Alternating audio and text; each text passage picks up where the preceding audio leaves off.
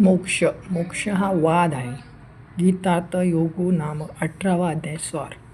मोक्ष म्हणजे काय? माणूस मेला झाला मुक्त. मेल्यानंतर मुक्तता नाही, पुन्हा कोणताही जन्म आहे. कर्म तोपर्यंत जन्म. आगा कर्मेची उरावे, तेची सुखदुःखे फळावे आणि तयाची भोगावे. देह एकता मोक्ष ठिकाणी आहे. मोक्ष जागा आहे. मोक्ष नावाची इमारत आहे का? मोक्ष म्हणजे काय?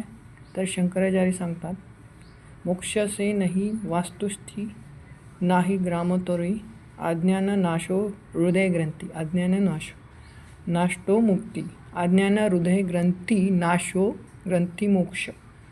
ज्याच्यामुळे सुख आणि दुःख ती ग्रंथी नाश होत नाही. ज्ञानाची प्राप्ती, अज्ञानाची निवृत्ती याला शास्त्रमध्ये मोक्ष म्हणतात.